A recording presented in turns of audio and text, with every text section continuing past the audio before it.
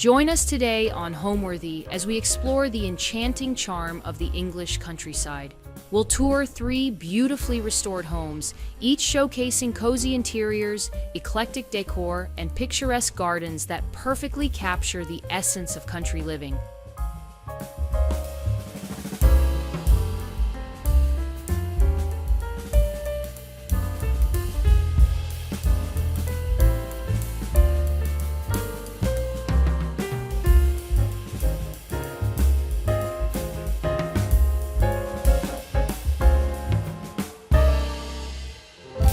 You're watching Homeworthy, where we believe every home has a story. Before today's episode, click the join button below to support all of the storytelling we do on this channel. Our growing community of members help to directly fund more videos so we can capture these extraordinary homes from around the world. So join today to receive early and exclusive access to new Homeworthy videos. Hey Homeworthy, I'm Louise. Welcome to my home in Surrey. Can I show you around?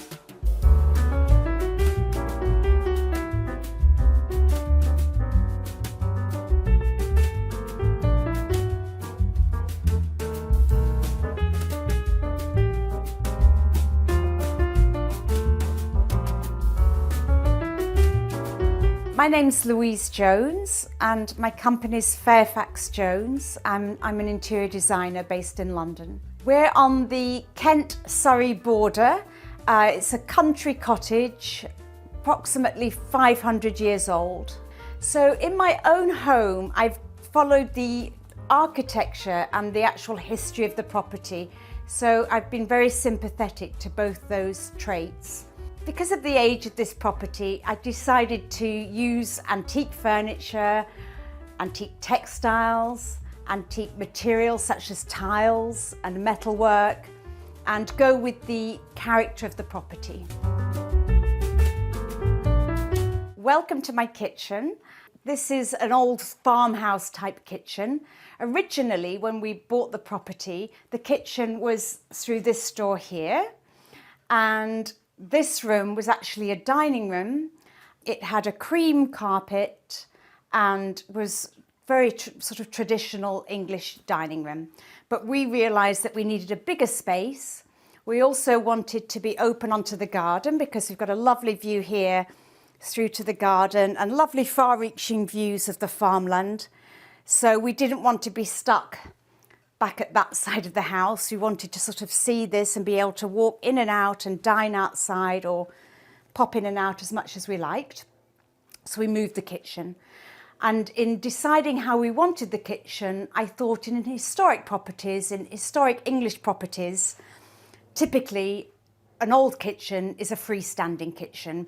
You're not going to have a continuous run of units. It just didn't exist in those days. I already had a couple of old pieces, which luckily fitted. And in this instance, I had this old dresser base, which I decided to convert into the sink unit. So we put a marble top on it. We dropped this old butler's sink into it and a typical sort of English 3-hole basin mixer. And then we also got a dishwasher integrated into that, which is quite handy. A typical sort of farmhouse scrubbed table. It also had to be super practical in this room. We've got 3 dogs. We've got horses, and in the winter, it's a nightmare because there's mud everywhere. So fortunately, when we bought the house and we lifted up this cream carpet, we discovered the original brick floors. So these floors are hundreds of years old, and they go right away across through the ground floor. They needed a lot of scrubbing. They were filthy. So we were on our hands and knees for days, really, just scrubbing them, sort of Cinderella style, I suppose. But anyway, they've worked a treat and we're really pleased with those. But we carried on sort of collecting and finding different pieces that could be quite practical. Plate storage. I love old china, and I thought this is a lovely opportunity to display some really old pieces of porcelain. So some of these things, I mean, that's the sort of old-fashioned teacup, which is about 500 years old, but that's what they used to drink their tea out of.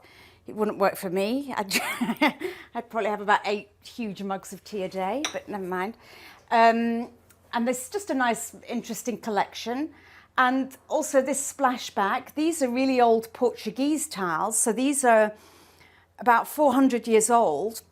It's a super company sources lots of really old tiles. But this kind of design actually became the basis for a lot of rug designs in England hundreds of years ago. We put the old range in, which gets a lot of use. And then what was here when we first arrived, all these beams are original. So they're hundreds and hundreds of years old. And by the looks of things, they've been used in other properties in the past. So either they've come from a house that was demolished over 500 years ago, or they've come from old ships, because quite often old beams were reclaimed from ships and brought into properties and houses for construction. So when we arrived, this fireplace was already here, this big Inglenook fireplace. I just painted out the back in a slightly stronger colour because I thought this kind of khaki green works nicely with the copper pots. I thought that was quite a nice combination. And every day, as soon as, well, probably in about a month's time, so as soon as it goes below about 15, I start lighting fires, much to my boyfriend's dismay, because he has to chop all the wood. And yeah, we get through the wood I get through the wood in no time. And the other thing we did, just to get the feeling of an old house back, because when we came here, it didn't feel like an old house. You know, cream carpets, cream walls throughout. It was a bit bland. I don't like bland. I like houses with a lot of character, and I like houses that look like they've evolved over time rather than being designed on a mood board, you know, dropping fabrics on. We put some old sort of cast iron radiators in. The other thing we did, I like sort of shaped splashbacks like this. I think they look quite characterful. Next, I'd love to show you the pantry, so follow me. So welcome to the pantry. So this was the old kitchen, so much sort of more enclosed space than next door, which is another reason why we wanted to be out there. We had a lot more space to sort of spread out. And here really, it's a practical pantry. It's full of food. Again, I like old Delft plates. So these are sort of, I think about 1600s. And I do sort of collect them, but I find those really attractive. And then I bought this for my boyfriend for one of his birthdays. He likes his red wine. And then this I got in auction. I do buy quite a bit in auction because you get good value for money, I found. And it literally fit into this space by a matter of inches. So quite fortunate with that. This is like an old, I think it's a cabinet that they used to keep in coach houses for when horse and carriages used to go into these coach houses, and then they would keep all their kit. The riders would keep all their kit in one of these cabinets. But I thought it's quite nice because it's got sort of practical storage, but also you can sort of display something. So it's best of both worlds, really. And then that's another sort of boyfriend present, sort of the big wine containers. Over here, I've had these old Smeg fridges in so many properties. I don't know why, but I always go back to them. I find them quite attractive. And then at the windows, I just did a really simple ticking stripe from Chelsea Textiles. It's something and nothing really, that, but it just works. And then this is quite a pretty little piece here. So this, again, it's quite practical. It's absolutely full of food and cereals and things. But this is an alpine cabinet. So all those Swiss and Austrian chalets in the old days, they would tend to have these kind of things. And again, I saw this in auction, and it's got nothing to do with England at all, but I just quite liked it. I found it really decorative, and I love the colours, and the scale's quite sweet too. This light fixture, I like arts and crafts. I think I've got a soft spot for the arts and crafts period. And this is kind of pewter and this lovely sort of amber pressed glass with this element light bulb. They work really well in these kind of period pieces. I got this in auction, but it's such a lovely shape and style. It's a sort of nice characterful piece in this area. Welcome to the sitting room. And this is Dodo Duddings. He's our rescue lurcher. He's getting on a bit now, but he's a good boy. Hopefully he'll behave himself. I'm pretty sure he will. So this, I would say, is pretty traditional English country cottage.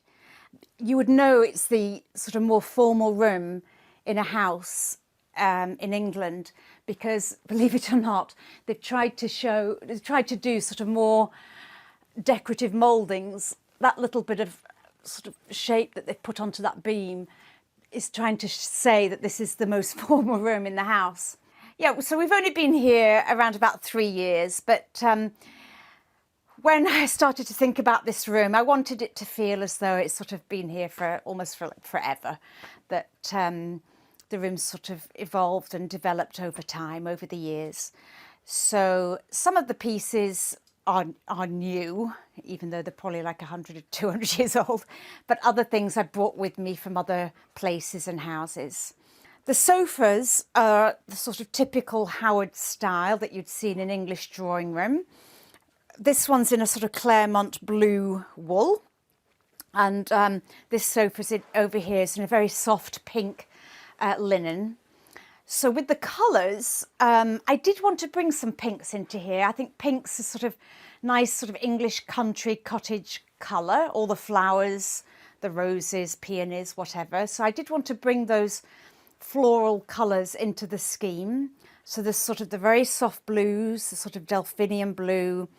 Well, this is a sort of antique pink velvet. I like that sort of very soft colour palette for here. And we've sort of done a chalky pink wash on the walls. I think that paint was from Papers and Paints, which is a firm I use a lot. They're in Chelsea. This chair over here is from Kinkham Sofas, but again, it's sort of a classic English wing armchair, and it's in a Colfax and Fowler check, the Eton check, which I think's been around forever. And it's got a loose cover on it, which I thought was quite nice, quite relaxed. The rug as well is sort of old Isnick pattern in these soft pinks and taupe colours. Kind of reflects the garden as well, I think. This whole fire surround is original. The local blacksmith, we've got a blacksmith in the village, he made the hood for the fire, which is rather nice. And then over here, I've got this sort of pine chest with a lovely Amari lamp on it. This little chair is done in a Fortuny fabric. Fortuny is a Venetian company. They've been going for hundreds of years, and they will not allow anybody in their factory, they won't let anybody see how they make their fabrics ever. And it's a bit of a luxury, that fabric, I suppose. And then this is another sort of arts and crafts piece, which I quite like, this sort of little brass mirror. I've had this a long time. It's an oyster walnut cabinet on a stand. And then sort of English paintings. We're mad into our horses. We've got 2 down the road, and there's a lot of kind of horse art and horses in photo frames here. You can't get away from horses and dogs, I'm afraid. So if you don't like horses and dogs, you probably wouldn't like it here very much. The other people who do really good paintings are Sybil Colfax and John Fowler is a separate entity to Colfax and Fowler. They've got a beautiful shop on Pimlico Road, and they have just gorgeous pieces. So they do paintings, ceramics, old chairs and tables. It's just beautifully put together, and they have lovely pictures. I also got this piece from them. It's sort of a Chinese piece, but I think this Chinese black and gold look, the chinoiserie look, goes really well in an English country interior. The other thing that's from Colfax actually is this little stool, which is really handy. You can just pick them up and put them wherever you want, and it's just a handy little side table. But they do these fun little decorative pieces that sort of slot in anywhere. This again is another Fortuny, this Italian fabric, which I love the colour of that. It's kind of eau de Nil colour. And then again, you're seeing it in the summer. In the winter, this house has to do different things. It has to stay warm. So we have these curtains backing onto doors and openings to keep out the drafts. And this is a nice heavy velvet that's from Watts of Westminster. Again, that's an old British company that's been going hundreds of years. And then behind this door, I've just done this old sort of tweedy check, but again, it's got such heavy interlining because in the winter, the winds just whip across those fields and they're cold. So I didn't go straight into interior design. After university, I became an accountant. I worked for one of the big 5 at the time, accountancy firms. Didn't enjoy it one bit. Decided after day 1 I hated it. But I went to then train at the Inchbald School of Design, which is one of the big ones in London, and did a year's diploma. Really enjoyed that, and then joined one of the big interior design companies in London, and I stayed with them for quite a few years before sort of setting up on my own. And I've had my company now for just about 22 years. So I'll take you to the dining room. Follow me. So welcome to the dining room. This was more of a challenge, I think, this room. It's a bit lower and it's quite narrow. I had to sort of put my thinking hat on a bit.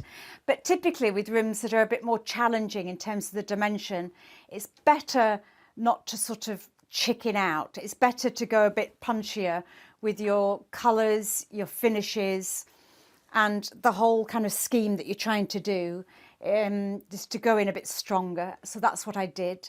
So the colours on the walls are more intense. The curtain fabrics are heavier. There's a much heavier weave involved. And the overall feel is a bit stronger and more robust, I would say. For instance, the dining table. So this had to be quite a skinny refectory style table. It's about 400 years old. I got it in auction and I think I paid about £200 for it. So I was pretty chuffed with that. And it's such a great piece. It's not far from here. It didn't come from far from here. It weighs an absolute ton, as do most things in this house. So every time the guys had to offload things and bring things in, they weren't terribly happy, to put it mildly. But anyway, it's a great table. And the chairs, again, I've just done in this kind of lovely sort of natural tweed in a sort of nice green and red plaid check pattern. In dining rooms and kitchens, in terms of the art, I like to do still lifes. I think it sort of works. So we've got this sort of floral scene here. Paintings, I got this one from Julia Boston. She's in Fulham in London, and she has gorgeous paintings like this and on much bigger scale as well. But yeah, this is quite a small scale for her, but quite a nice piece. And then again, for dining room, and particularly if it's green and I've got these sort of tapestry curtains, I thought let's get some authentic, sort of genuine tapestry in here. So that's a Flemish tapestry that's about 1605 in quite a spectacular frame, I think. I've set the table for dinner this evening, but I use all sorts of things really. I love Richard Ginori for plates. They're quite rich and quite decorative.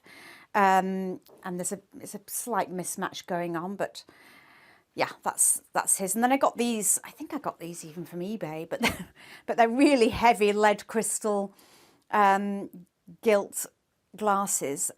And I love all this at Christmas time. This room's great at Christmas because I really set the table and go to town with it, and we have a little tree in the corner. These are quite interesting. Again, like I said before, I love the chinoiserie decoration in English country interiors. I think it works great. This black, gold and green goes really well. But these were in China, how they transported their lunch around. But they make, I don't use them for that, but they just make nice decorative pieces. And then carrying on with the heavier, thicker textures, I've got this needlepoint fabric on this little chair. This is Watts of Westminster as well. This pattern's been going around forever. And then again, these lovely big sort of oversized Imari pots, I think work quite nicely in here. I have looked at the history of this house and I've started to do some digging, but I need to dig a bit deeper, or maybe ask somebody who's a bit more used to investigating period properties like this. All I know was that it was 3 separate little cottages. So there would have been different families in each cottage, and then at some point it was knocked into one. What we love about it is it's really remote. We don't have neighbours. We've got these beautiful 360-degree views, but because it is off the beaten path, not much has been written about it or photographed, or it doesn't come up in many sort of historical documents like other houses, which might be on a road or a lane. People would stop and paint it or something, but not with this one. So I need to do a bit more work on it. So we've just got this kind of little nook, this little niche. And I had this old chest for a long, long time. It used to be at the bottom of one of the beds in a different place. But here I just thought it sort of sets itself up quite well for a bar, quite useful for the dining table. And because it's quite a dark little niche, I thought a nice old mirror would work quite nicely there. And again, I'm using my chinoiserie. I obviously like it. So now I'll take you upstairs to show you the rest of the home. So welcome to the bathroom. This is our bathroom. When we bought the house, it was actually 3 rooms, and it's the only room that we completely reworked, I suppose. The bathroom was this small space here. The entire bathroom was actually fitted into that, believe it or not. And then the door was in a different position. They had a sort of a little bedroom here, and then there was a ceiling with this sort of ladder going up, and I don't know what they expected you to do up there, but anyway. So we knocked it all out. We've got these lovely rafters going right up. Maybe it's about 15, 16 feet going up there. And just to emphasise that height, I found these old, they're actually Italian, these banners. I don't know where they would have come from. As flowers in vases, but I thought they were quite pretty up there. And then I had this mirror that used to be over a fireplace, but we just bolted it onto those beams. And then again, I had this old dresser that used to be in a dining room, but when it comes to bathrooms, I like them to be really original, full of character. Again, I don't like the whole fitted out, everything's like a suite. And I wanted it to feel like a room of the house. So I took this piece of furniture and we had it converted into a vanity. I think the taps are from Water Monopoly, and got this nice old green marble there. And I always find shelves on the top like this quite handy. And then we've got this old trunk down in the corner. This lady, I find her quite sweet, really, how she's looking down on you in the bath. And yeah, we've just got the best view ever, I think, from the bath. It's just right over the garden and over the fields beyond. And I put the pattern on the walls because once I thought I do want it to feel cosy, and I love this sort of floral pattern. It's interesting, it's decorative. We did have to put this step in because the bath is cast iron, it's so heavy, and we were just concerned that the house wouldn't take it. So at the last minute, we had to sort of get a steel beam underneath here, and then they clad it in timber. The wallpaper's from G.P.&J Baker. Again, it's a chinoiserie design, but the colours aren't sort of typical chinoiserie, I would say. It's sort of this egg yolk colour and delft blue, so it's quite unusual, but it just gives a really cosy feel in summer and in winter.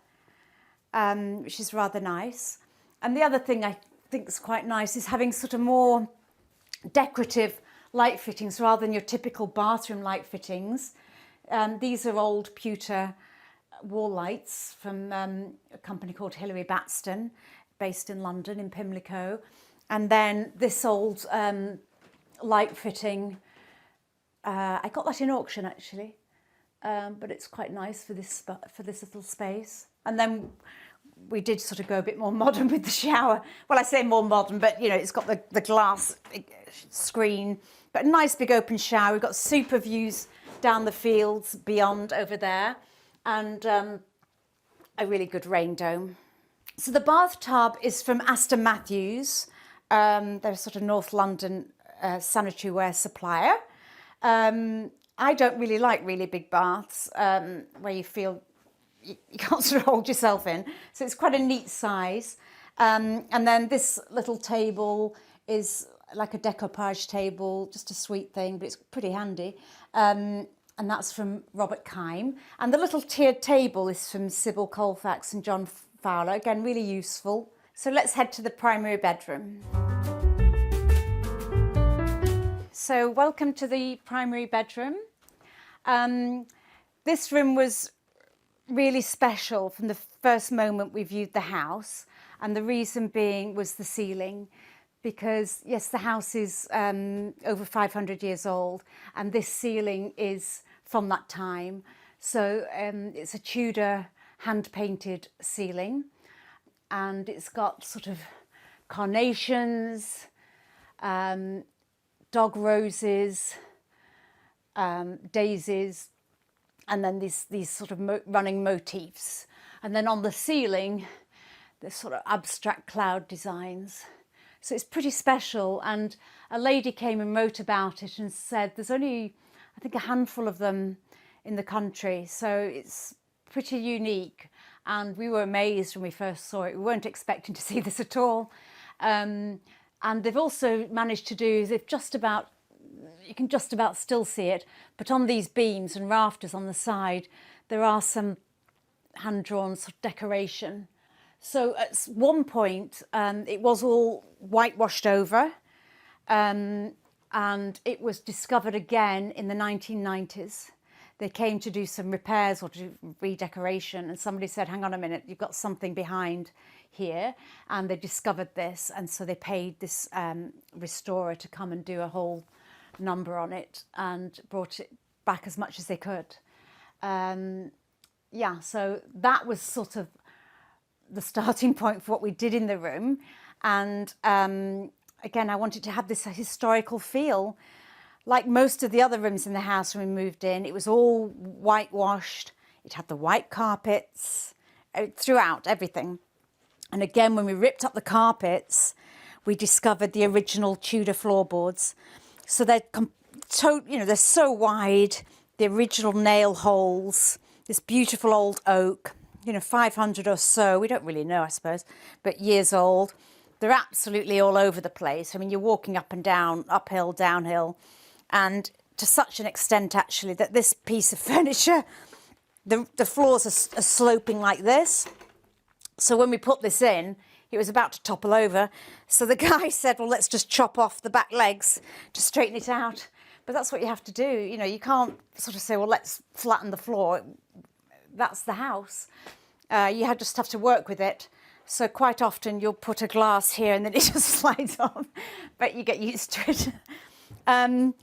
This was my parents' piece, actually, and it needs a bit of restoration, but that was one of my mother's favourite pieces that's ended up here. That's one of her chairs. The Fortuny fabric again. I quite like this sort of casual, ruffle-headed sort of flop over. I don't think there's a name for that design, but it's quite pretty. Again, a ticking stripe on a chair. It's really casual, but I think ticking stripes can go anywhere, really. And then I thought, let's do a bit of a number with the bed, because we've got all this height rather than just a regular headboard. And I've never really had a bed like this before with the sort of big pelmet. But I bought this pelmet in auction probably about 18 years ago, and I'd never used it. And it was always in the garage, wrapped in bubble wrap, just going from house to house with me. Anyway, so when I came here, I thought, oh, hang on, we can use this now. So finally it came out of the bubble wrap, and it got hung up here. I found this came up in auction at Druitt's, which is in Oxfordshire, and it's the original hand embroidered crewel work from the 1600s. So this was a bit of an expensive purchase, but I thought it's worth it because it really feels like part of this house, I suppose. It was in pieces, so my curtain maker, Tilly, had a bit of a nightmare with it, trying to get it to work. But I love it, I think it's great. And we just lined it out in a really inexpensive mossy green linen. I like these little reading lights. They keep the bedside table clutter-free, so you can just pile up all your rubbish, I suppose, but they work. This piece, like I said, we took about that much off the back legs to get it to lie straight.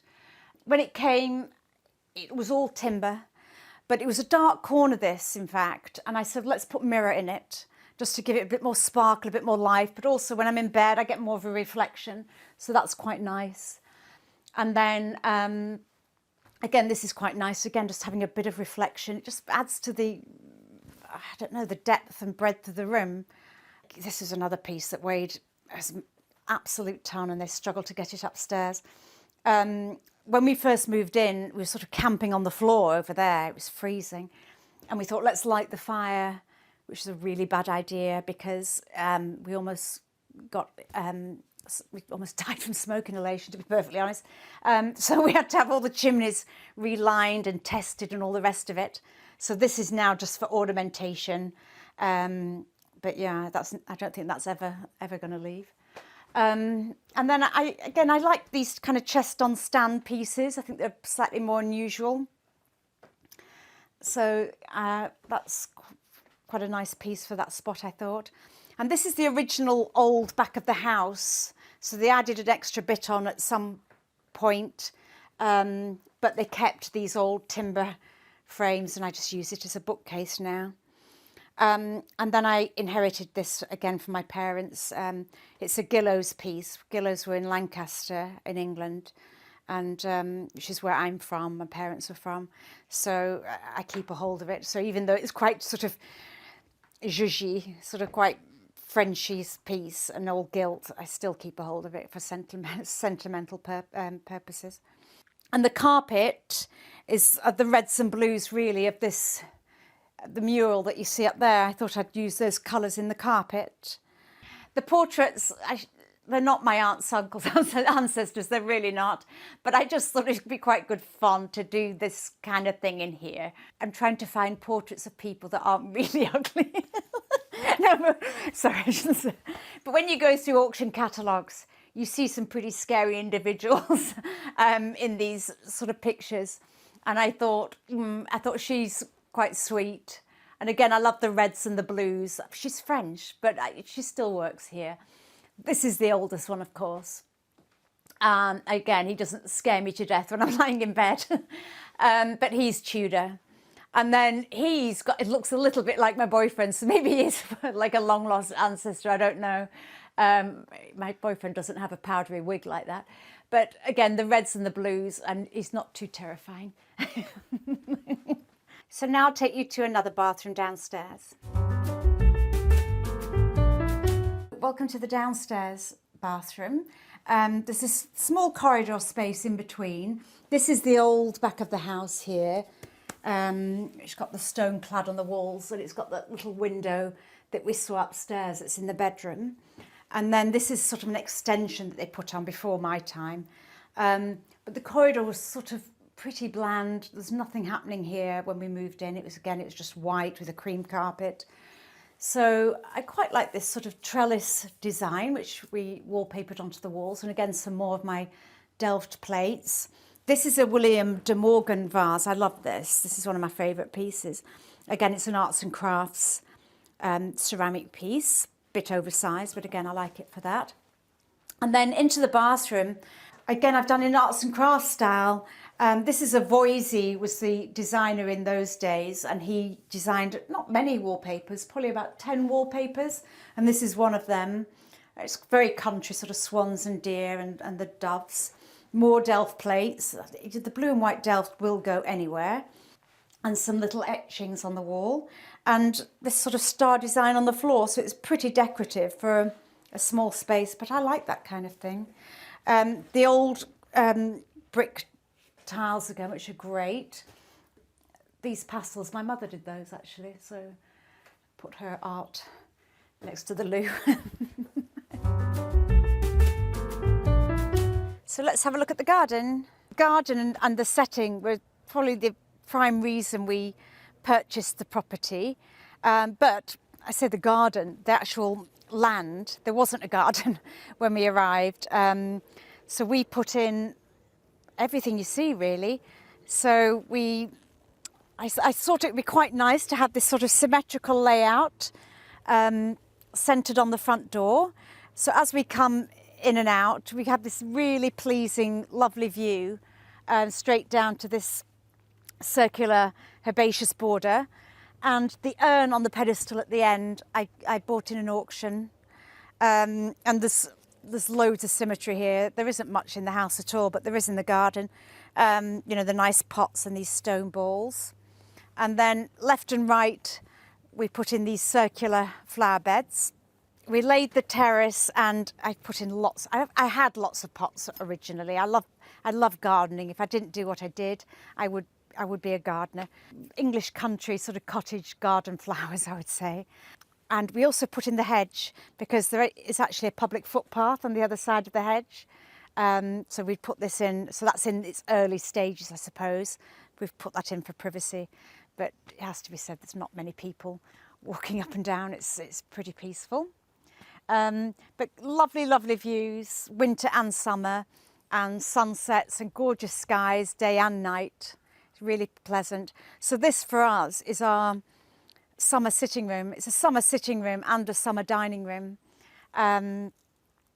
Yeah, we eat here, we barbecue here, and we have friends over and we'll just sit there well into the evening. It's a really pleasant place to sit, really, very, very peaceful. So when we did first come to see the house, all we saw was lawn and the house. It was the winter, so there was nothing floral, there was no green leaves. It was pretty bleak. But I loved this space and I could see a lot of potential. It's very, very peaceful. The house itself had, all the windows were dark brown. They were painted really dark brown. So it was so drab and it looked really like quite a sad house really. But obviously it's just the change of paint colour makes all the difference. And a lot of flowers and plants. So now it's this soft, pretty house, which is great. Hello, hello. Come here. Come on, Albert. He's our new addition. He's brand new. He's enjoying life now. He's been in kennels all his life as a racer, and finally he's got a garden to play in, and he's molting. So at the back of the house, we've kept things more natural and a bit wilder. We have planted a lot of wildflowers, which has been a bit of a success, and maybe not. But there's an orchard here, and we're trying to develop that and enlarge it a bit. And the other thing we did out here, like I said, we've got these lovely views all the way round. We just removed some of the smaller trees here just to get more of a view. And it's a lovely place to sit. When it gets really hot, it just stays quite cool here. We get this lovely breeze. And just to sit and look over the fields, it's rather nice. And then, yes, we put this urn in over here, and that's actually the pet cemetery. But yeah, it's just sort of the end focus of the garden. So let's have a little look inside the shepherd's hut. This is overflow accommodation. Every so often we do need to sort of put somebody up in here. Hopefully it's during one of the summer months, but it's quite handy and it looks quite pretty in the garden. And I gave it this sort of racing theme. So we've got a horse racing blanket on the bed, this sort of leather work on the cushion, and then all the famous English and Irish race horses. So there's Red Rum, Arkle, Desert Orchid, all the big ones, Frankel. Yeah, I just got them sort of printed off and framed and gave it that sort of theme. But this is an old original shepherd's hut. It's probably about 1920s. The poor person hasn't just got a candle and a torch. They have got electricity. They've got, and we can put a heater in here. So yes, every mod con.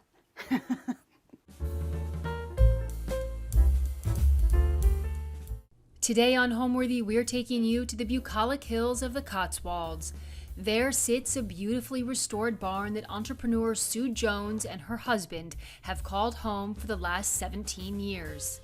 From the moment Sue stepped inside, she was immediately enchanted by the barn's grand ceilings, charming old-world details, and beautiful surrounding grounds. With an impeccable eye for design, Sue has decorated her English home with a treasure trove of patinaed antiques and rich fabrics, weaving her personal touch into the many lives of the barn. Enjoy! Hello Homeworthy, my name is Sue Jones and welcome to my barn in the Cotswolds. I can't wait to show you around, so come in.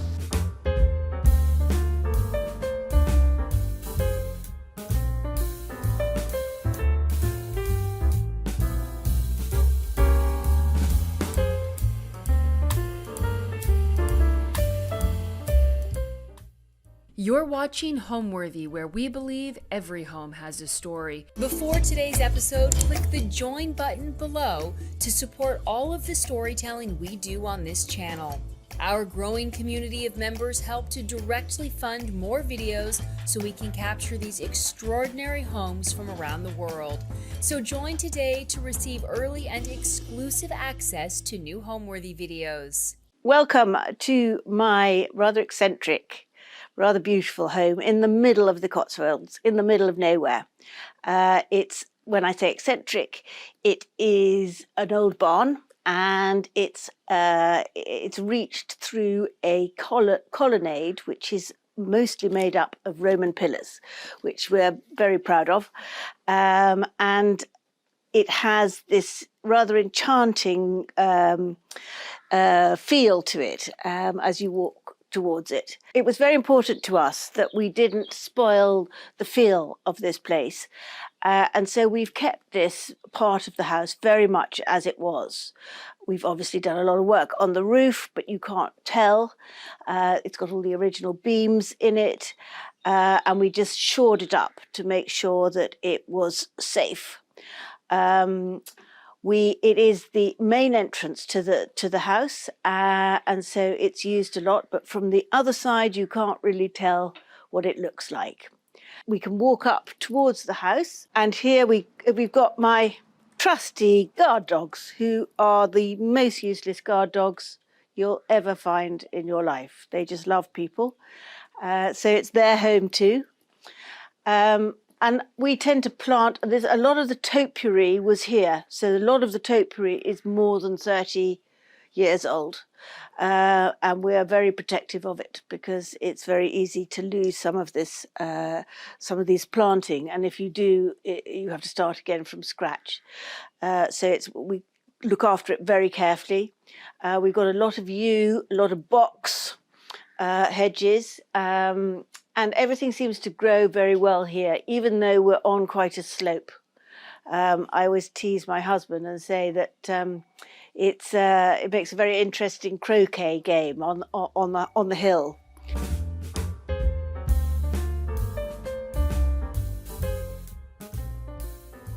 So this is the entrance to the barn, and this is the first thing that I saw when I was shown around this house, which was about 17 years ago. And I walked in and I was met not by the owner, but by the very old-fashioned housekeeper, who said to me that she'd been showing a lot of people around and there'd been a lot of interest in this building. But she said, "My dear, I am a white witch and I can tell you you're going to live here," which was a little astonishing, as the next day we didn't get the house. Someone else overbid for it. But 6 weeks later, it came back on the market, and we knew we had to have it. We didn't even come back and see it again. And that started 2 years of intense work. Some of the features of this house, as you can see, it's a huge double height in here. It's a classic shape of a Cotswold barn, and it would have been used for keeping cattle, sheep, horses. But we decided that we wanted to live in the whole space and not divide the room up. So we started off with trying to work out what we were going to do with the woodwork. There was no woodwork in here at all. All of this has been put in by us. And here we had a genius carpenter who did this Elizabethan Tudor linen fold frieze for us here, and plus he did the whole floor here. So we then decided that we should plaster each end because it was a little bit too rustic. We wanted to keep some of the woodwork, but not all of it. Every bit of wood you see in here is new. We've put every single door in, every single banister, the gallery up there. This whole panel here is new, as indeed I said, the floor as well. So, and I should mention the back door, which is when we moved here, there was no exit that side, so we had to put all of that in and level out the lawn, so we had a bit of flat space that we could use for entertaining and eating outside, which we do a lot. Here I decided to use some very good quality natural linen from Belgium, which I'm a great fan of. I wanted to keep it neutral, but with a bit of a dramatic effect. So I had specially dyed bullion fringe. We don't close this a great deal, but it does, as it closes the room in a bit. But you know, I didn't want the starkness of not having any fabric here. My husband, I think, got this table from his mother. It's an old Spanish console with a lovely old sort of bowed top, very old, which you can see the dogs sleep underneath. Well, they don't actually, they sleep in my bed, but that's where they hover for most of the day. And then as you walk, we keep the coats here, you know, croquet sticks, lots of sun hats, which go into storage in the winter, and we change them over. And then we get into the main living area, the main part of the barn.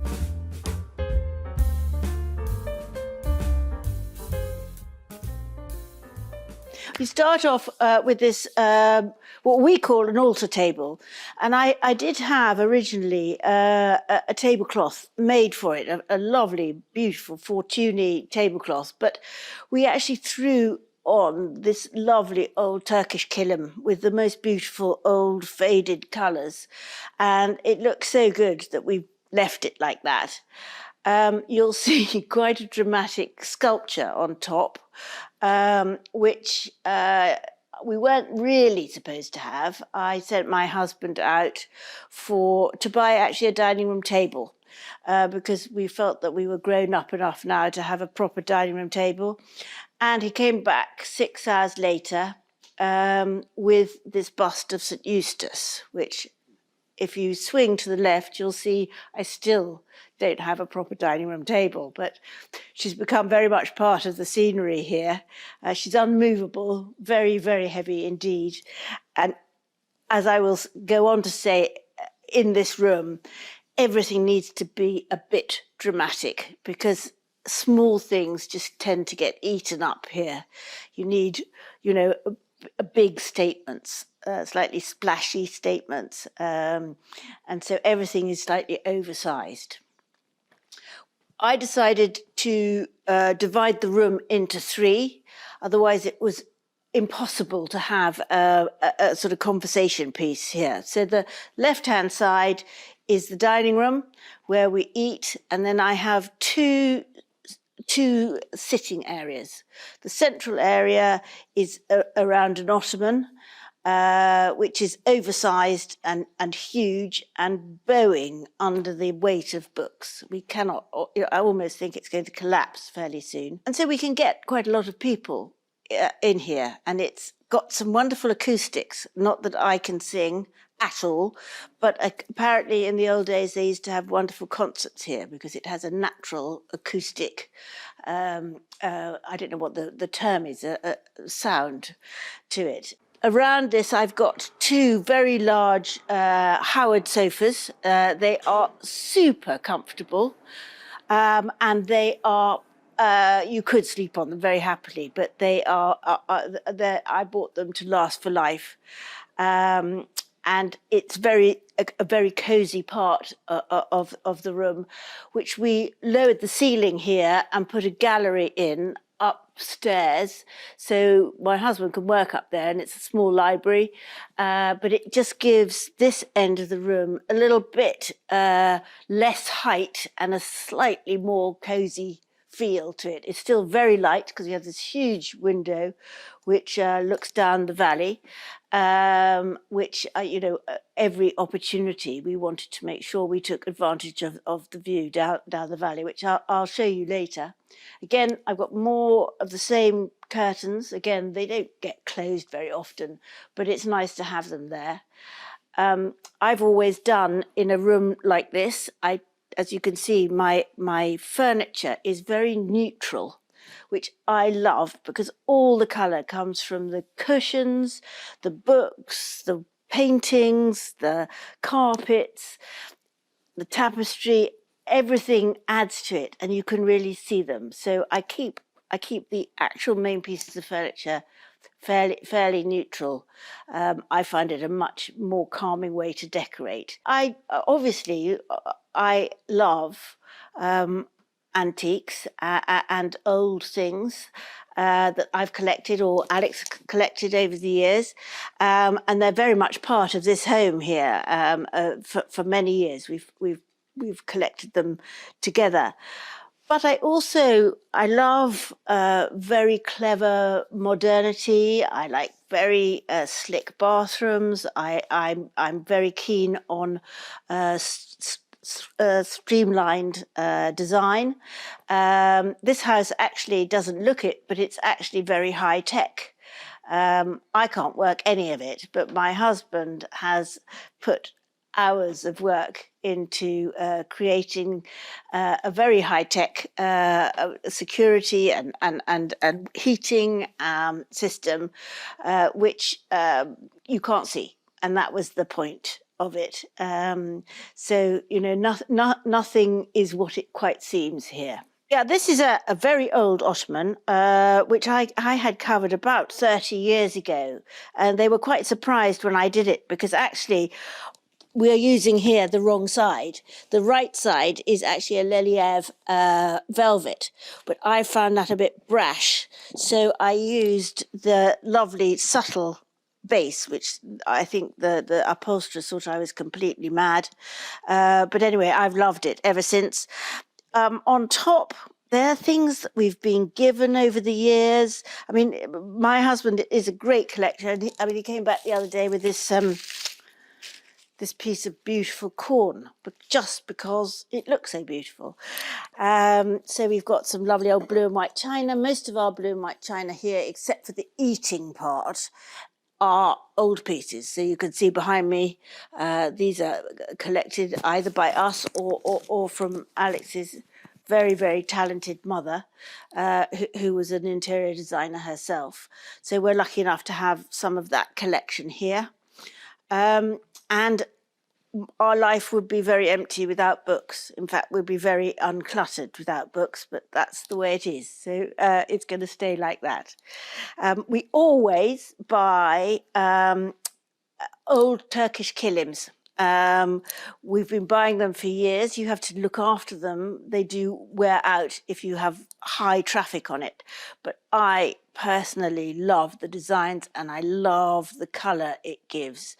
And we've got 3 in this room, and they anchor the whole room down together. But they, as I was talking earlier about giving colour and vibrancy to the room without distracting and overtaking the furniture. Oh, this is a very lovely portrait of, you'll have to correct me if I'm wrong, darling, Lady Sydenham, who was the second wife of Sir Francis Drake. Well, this is a bit of a cheat table, because I wanted something this size and I didn't have one. So this is actually a cloth, but again, lovely old faded linen, which I adore. And it's got, some things that we've collected over the years. Some lovely old blue and white china, which I believe we bought when we on a trip to Thailand. Some lovely old boxes. Some very sentimental silver pieces. This is a piece that I gave my husband for his 50th birthday with about 50 of his friends and family names engraved on it. And as one does in houses like this, essential porcupine needles, which I bought one day because I just love them. And a lovely old Chinese lamp. I love those faded old Chinese styles that are actually still made the old way in a certain part of China. And having visited it several times, I'm still in absolute awe of the craftsmanship. So it's nice to have a reference which is an old one. So we're going to move to the next part of the room now, which is quite separate, but obviously not that far away. Down here there is a very small, very pretty chair, which belonged to my husband. I can't really believe he ever sat on it, but it is very darling and very pretty. And he's always had it, so it's a sentimental piece. As I've just been prompted, it's a nursery chair. And then we've got this circular bookcase, which was something my husband always wanted. It moves around, and it would have been either on its own or as a pair in a very grand library, I expect. But we keep some of Alex's favourite pieces in here, and some special books. But it gives some height as well, which is very necessary in a room like this. Then we slowly move into the middle part, which was a bit more complicated for me because it didn't have the focal point of a fireplace. And so I ordered this enormous ottoman, which didn't go down terribly well when I first got it in here. My husband referred to it as a raspberry swimming pool. But fortunately, he got used to it, and it is now groaning with books. It's supposed to supply a bit of extra seating, but nobody can fit on it. So it's just a receptacle for more and more and more books. Again, a lovely old kilim from Turkey, which is lovely and faded. The more faded, the better, as far as I'm concerned.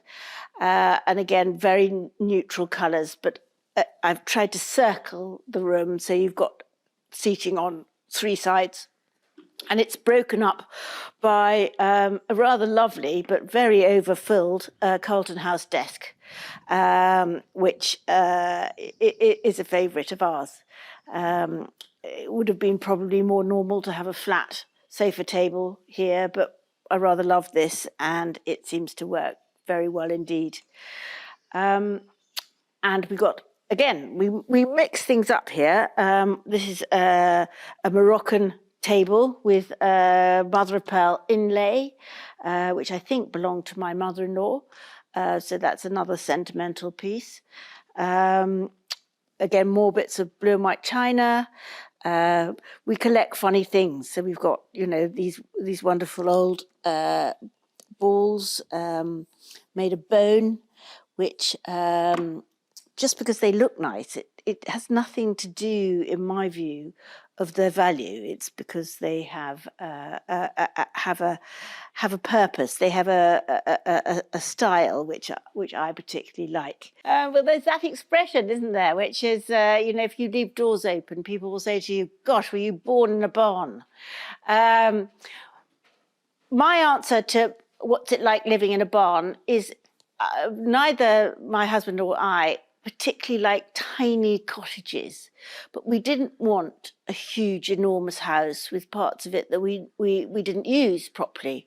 So this was an amazing compromise in a way, because we've got this room that is as big as a room you would find in a very large, stately home, probably, but we use it all.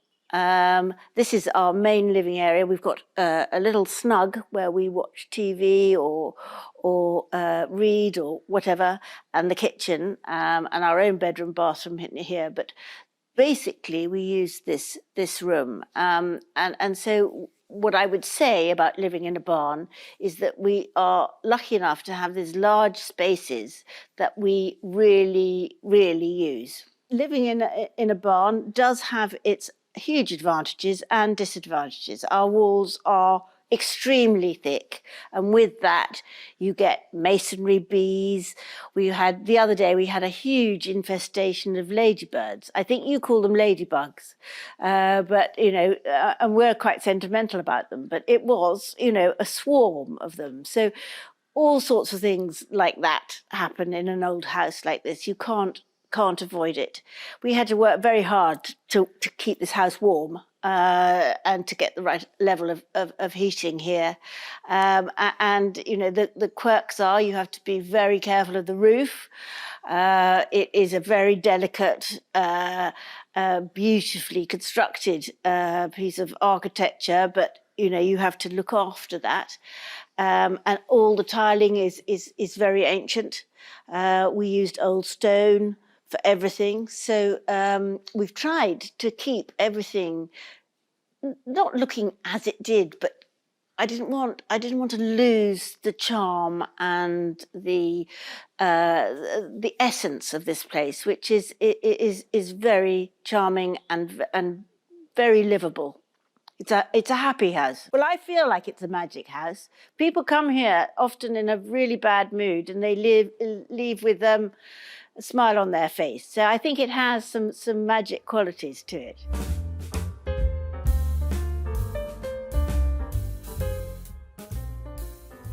So you mentioned these. These are called dummy boards, and we call them the sort of William and Mary. I think that's their age, and I think they were used as a sort of deterrent to burglars. I think they were put into a hallway where they didn't obviously have any electric light, and they were supposed to put people off. I'm not sure whether that's just a bit of a myth, but they're highly decorative. They're sort of cut out, and they're very beautifully painted. There's a man and his wife, and they were supposed to be, life size, but you see how short they were in those days. Then in here we've got some lovely console tables. My husband's beloved boat, which that end of the house is extremely dusty because nobody's allowed anywhere near it because it's so fragile. But it sits there, and it's just come back from the Maritime Museum, where it had an extensive repair, and it's one of his favourite things. And as you can see from the table, we've got a column in the middle with Napoleon on the top, which is extremely odd to have in the middle of a dining room table, but the height and scale is perfect. And we've got very tall ochre phalaenopsis, which, they add the bit of drama that is needed. And ochre dining room chairs, which we've had for many, many years. Both of us love hosting, as you call it. We like having people here, and I like to cook, and so we get great pleasure from doing it. My main always priority is that people feel really at home.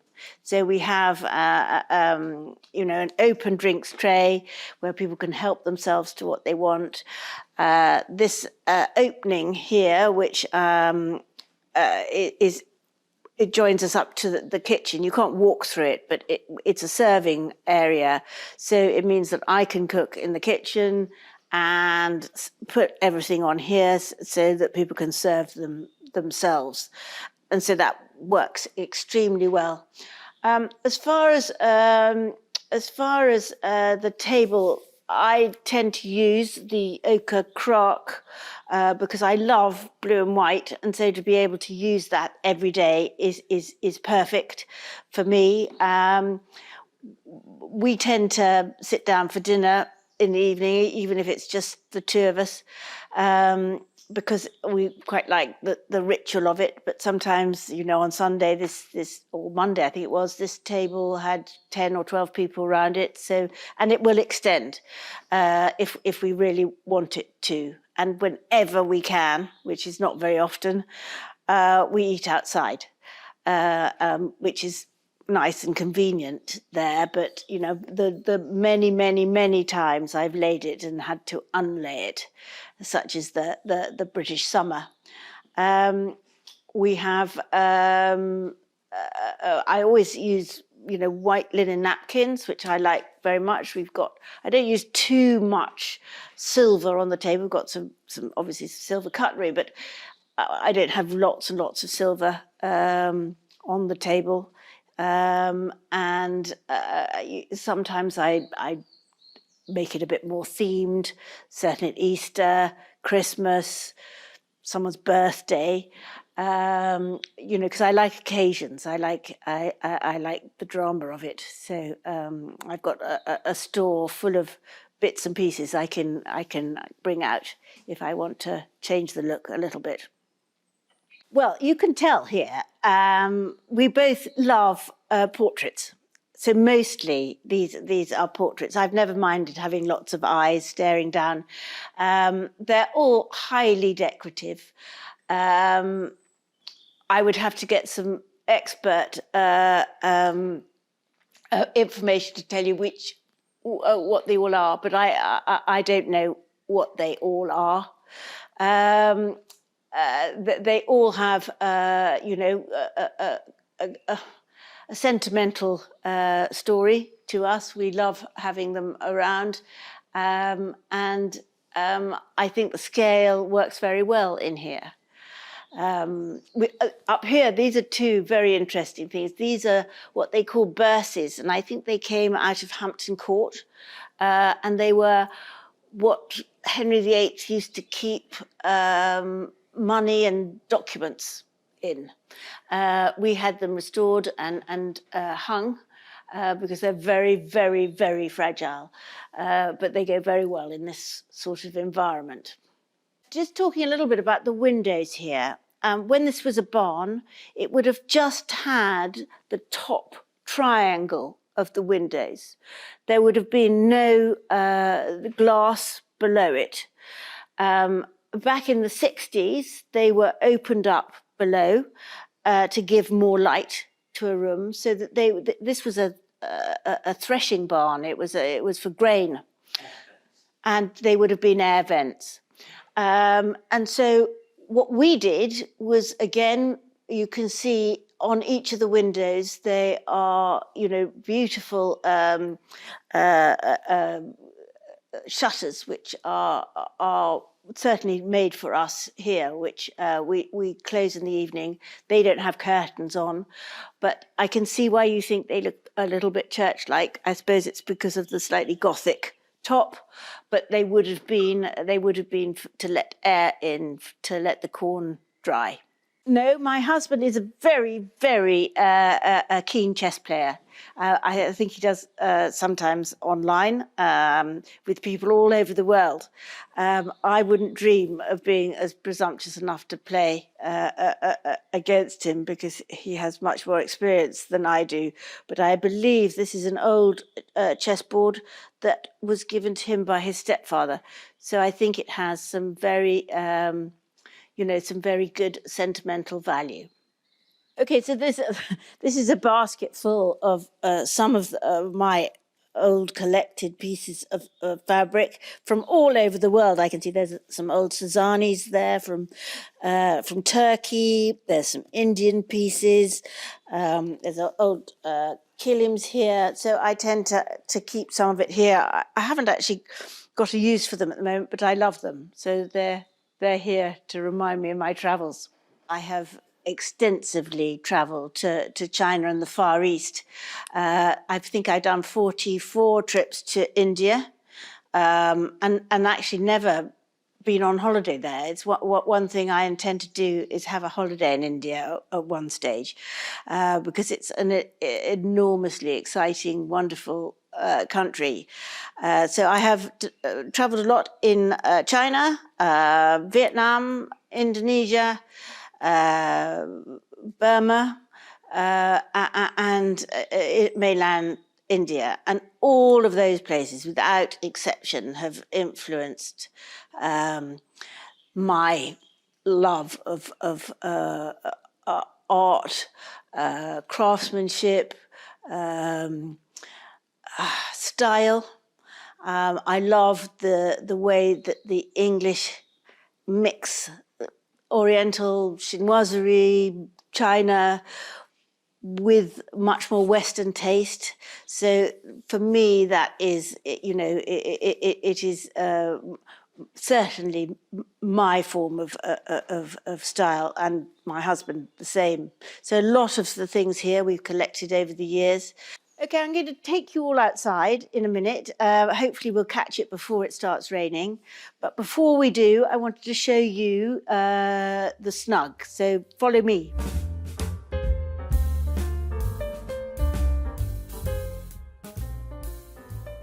Okay, so this is the snug.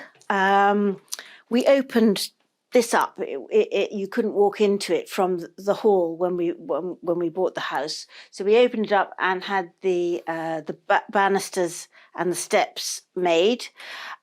Originally, it would have been where they kept the cattle and maybe horses in the old days when it was actually used as a barn. We use it for, relaxing, watching TV. The dogs love it. It's their favourite room.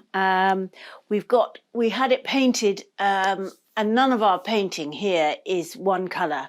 We had a specialist painter who took many days to get the finish right. And this is sort of reminds me of wonderfully faded Italian Tuscan plaster that is, really softened in the sun.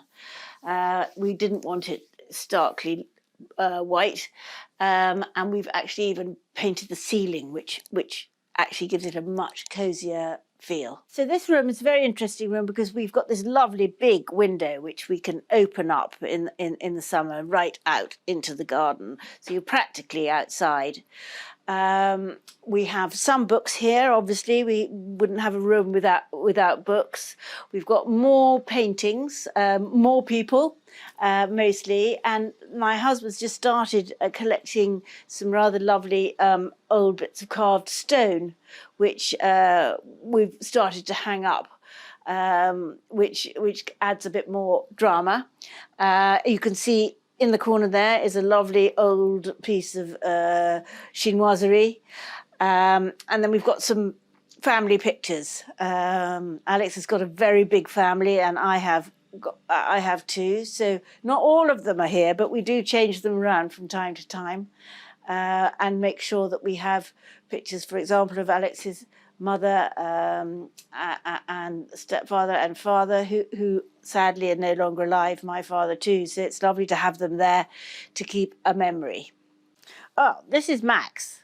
This is, as I've said before, my trusted guard dog who wouldn't scare a fly. This is his favourite room in the house because he can see what's going on and who's coming and going.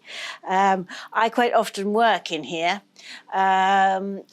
If I'm working from home, and I've usually got both dogs with me when I do. I love having the view on the garden, so for me it's perfect. But my osteopath doesn't think the same. He thinks it's dreadful for my back not to have a proper chair, but I'm perfectly happy. Well, this is a lovely old fabric. It's an old Fortuny fabric, which I'm not a great pattern person, but I do admire Fortuny, especially the old designs, very much indeed. I've mixed them with some of our oak cushions. Again, this is an old carpet.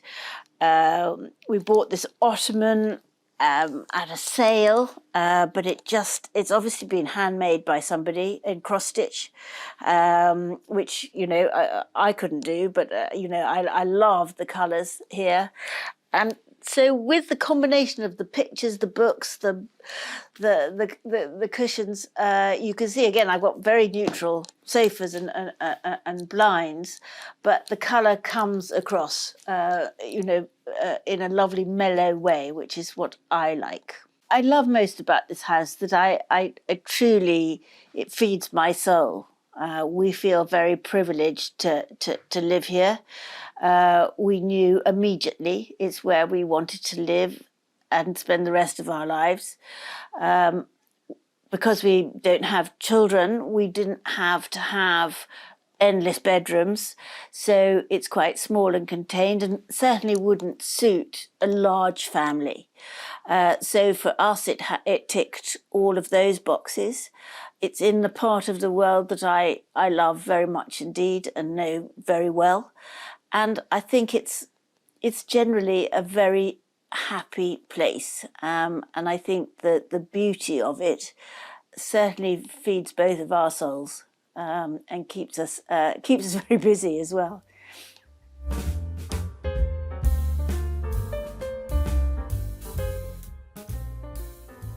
So this is the back of the house. It was as you can probably see, it was a major slope. So we had to dig this out to make it flat. Otherwise we couldn't have used it to eat and entertain out here. So it makes a rather nice enclosed space. It's very green at the moment, but I think it's probably worth looking at one of the best views. If you follow me, I can show you. So this is one of the views down the valley, which is sort of perfect, really. In the winter, you can see a lot more, but it's so green at the moment, you can't see so much through the branches. But it is a spectacular view down into the valley, which is called Macaroni Valley. We eat out here. We have drinks at the front. The morning sun comes out at the front, and this is the lunchtime onwards. Well, we have a lot of natural seeded Alchemilla mollis, which grows up in between the paving stones here and seeds itself. Some of it was here when we bought the house, but this back part had started seeding itself. I've encouraged it to, because I'm extremely fond of Alchemilla, which is a very much part of English gardens in the summer. I've got some in the beds here.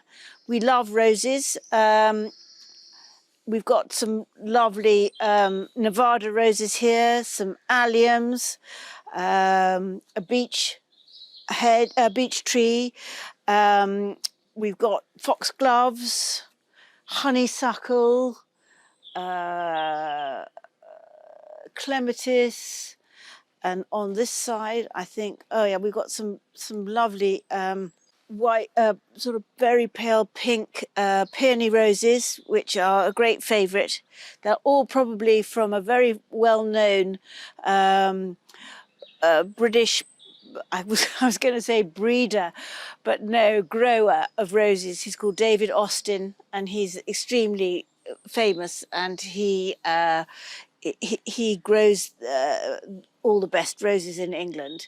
And I've got a lovely honeysuckle growing up the side, which will smell fantastic, and a lot more box and rosemary. Well, you're quite lucky today, because behind where the camera is actually a rockery. And a rockery, I don't notice it anymore, can be very, very noisy. But they are obviously off somewhere today, and I'm very fond of them. But we have endless, wonderful birds here. That being said, we also have a couple of barn owls that live in the walkway, which are beautiful. When I first came here, there were some white doves, which I haven't seen for a while. I'd long for them to come back. but the sparrowhawks may easily get them. But it's a very natural habitat for birds out here. We have it's delightful, and but you have to, when you live with it all the time, you have to remember to properly listen to it. The total part of our garden is actually not very large. It feels bigger because it after the hedge is a wilder part, which we've kept rather like that and very natural. It's full of cow parsley. It had bluebells. It had crocuses. It had snowdrops, and then we mow it back in about the middle of June to have some paths that go through it. But the whole acreage is under 2 acres. But because you can hardly see the wall, it seems to run away into the fields below. So it feels much bigger than it is. But we keep this bit quite well closed because of the dogs. I don't want them running off. So they are pretty safe in here. This is the back of the house, but we can get to the front. These are rather interesting, actually. These steps, we bought a whole lot of salvaged millstones and have used them to make paths and steps here, because they fit in with the whole feel of the house much better. You'll see in the ground we've got quite a lot of them here, and they make a really good basis for the stairs. It's a shame this is not actually, it's about to get trimmed, but this is some pleached limes, which are fantastic cover. It's a very small road, the other side of that. It's a B road. We get more cyclists than we do cars, but it's nice to have that privacy. Nobody can see in from there. At the top here, we've got some fantastic topiary, which is very old. It's been there longer than we have.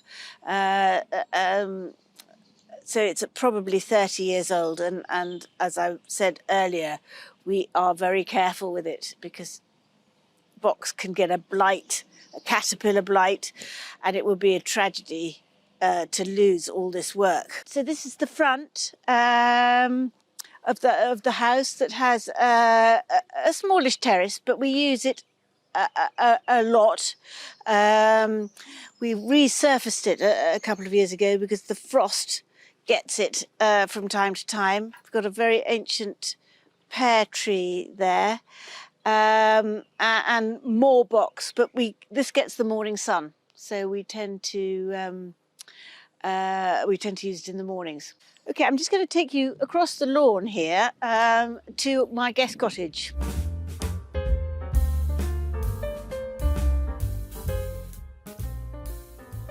So this building was actually just housed the oil tanks and the mowers and that sort of thing, but it was already structurally here and only had 3 walls, so we had to build the front out. But what we've managed to do here is have 2 very comfortable bedrooms with their own bathrooms, and a sitting room in the middle, and it's very nice and quiet. And I'll just take you into the other bedroom because I've got a bed here that I had made about 35 years ago, and it looks it's fitted in here beautifully. We call this the tower bedroom. And so it's a lovely place to stay. I find my guests rather like having the privacy that they get here. And I make sure that they can make tea and coffee and things like that if they want to. But it's a very, it's a nice, comfortable place to stay, which I can close off if it's not being used.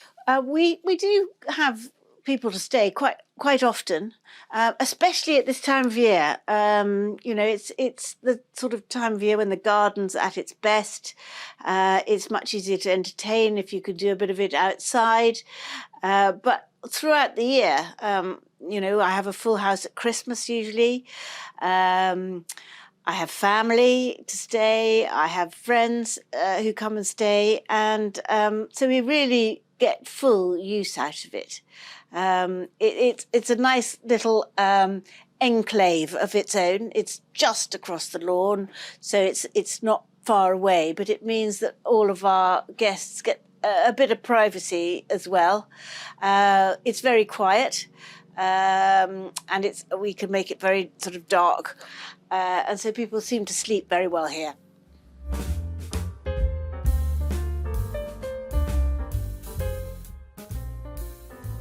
Homeworthy, it's been so nice to have you here. I'm so pleased you brought the good weather with you, and thank you for letting me show you around my quite eccentric home, as I said in the first place. Thank you for coming.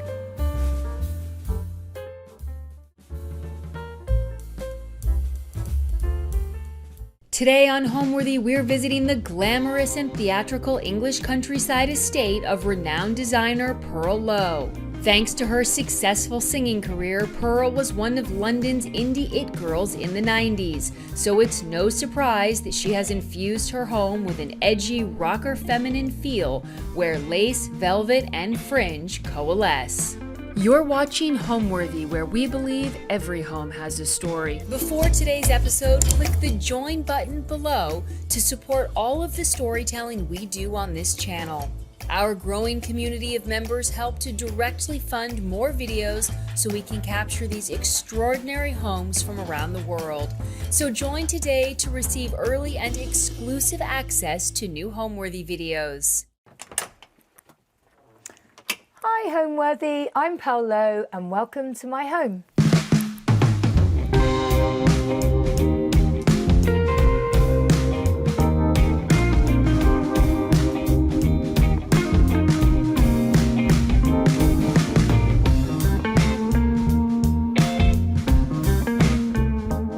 So here we are in our hall. I bought this lovely, gorgeous, I don't know what they're called, conversation chairs.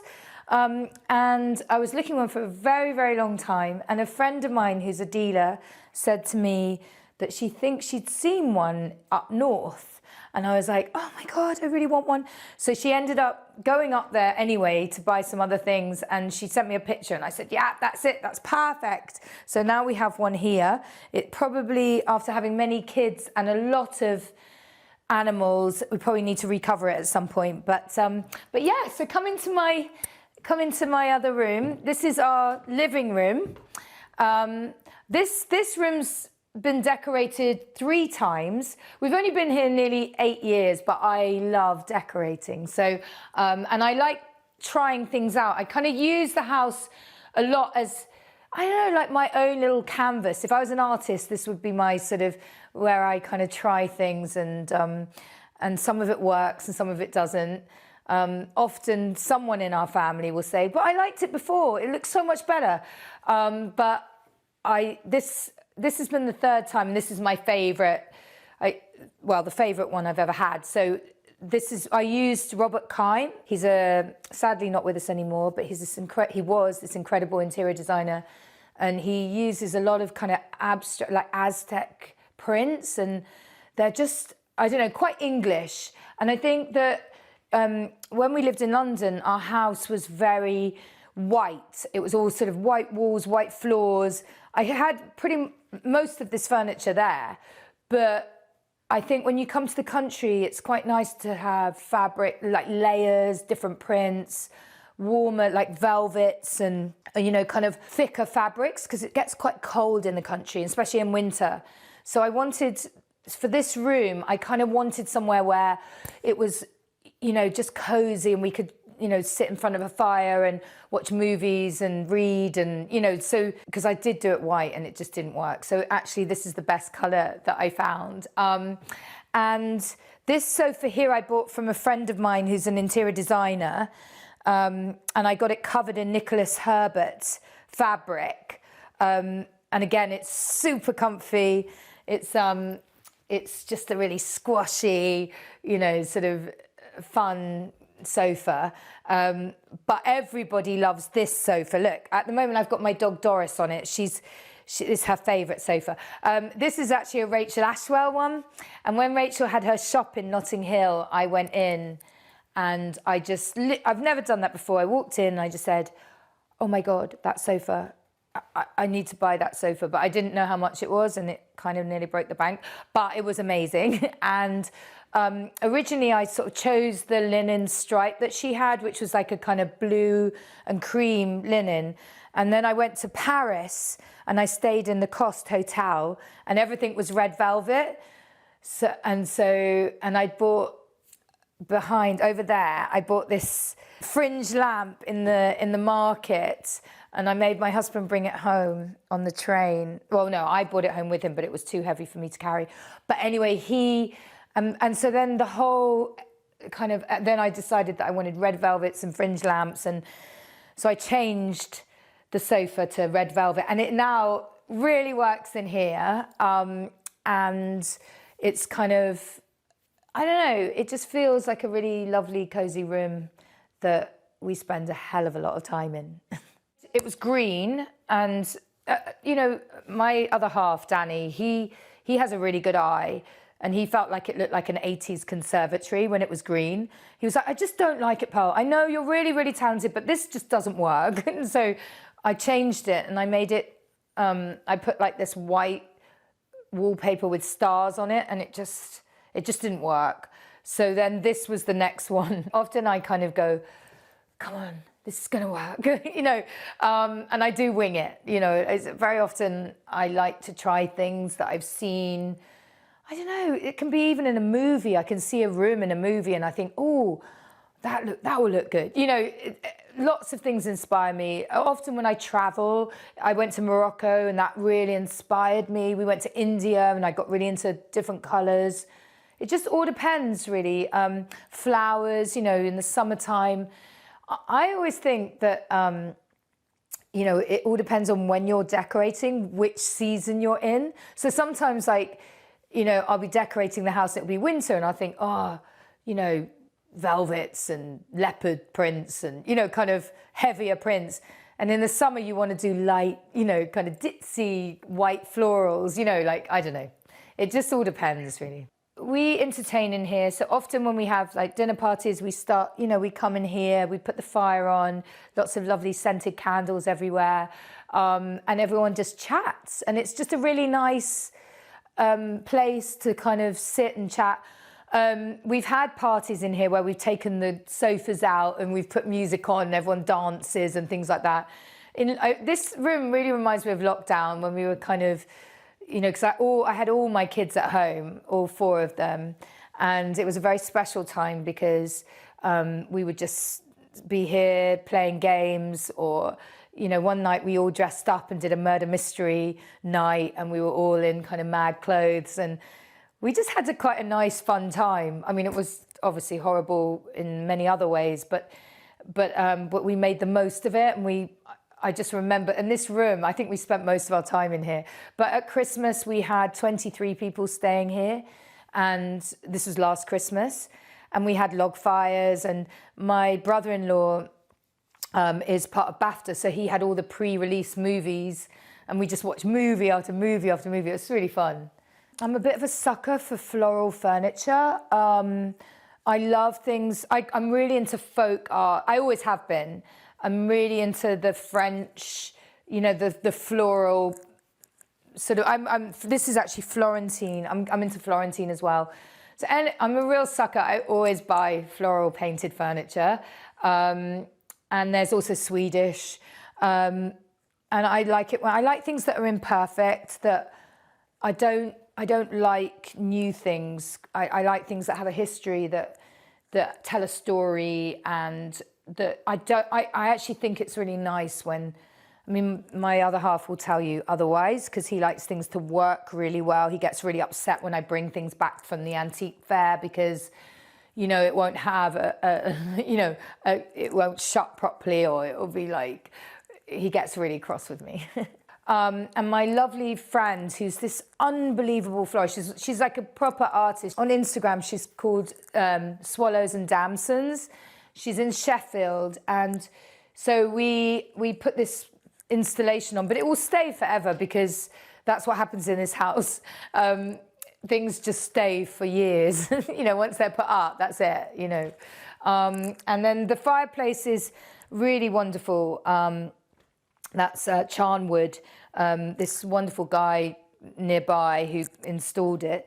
And it's so warm. I mean, honestly, it could heat the whole room, you know, because it's a very cold house because it was built in 1820. So it's very old and it's very big. I mean, it's kind of got, you know, quite a lot of rooms. It's got 11 bedrooms. So, you know, to heat it is an absolute fortune. And also, we find even heating it, putting it on full, you're always walking around in a sort of, you know, a fur coat or something. It's just like, I got blankets and layers in the winter. It's just nuts. So you need one of those. I'm quite a romantic person. I love interiors that are feminine, but yet have an edge. So I kind of, you know, I started dyeing bits of lace fabric in 2001, so long ago, when I was still a singer, and I would just kind of sit in my front room. You know, I ended up buying this huge kind of washing machines because it became a business overnight. It was crazy. I did a shoot for Elle Decoration, and then my business went mental, and I was like suddenly dyeing all these lace things for people. And so now I still love that look. I still love the lace. I mean, this is one of them here, but this isn't a dyed one. This is just what I sell. And this is just an ivory one that's natural. But I do hand dye them at home. And, you know, all these years later, 23 years later, I still sell them. It's crazy. And I just love chandeliers, fringe lamps, you know, flowers, anything that's kind of girly, but yet, you know, is a little bit more edgy and rock and roll, I suppose. Okay, so I'm gonna now take you to our kitchen, which is our other favorite place.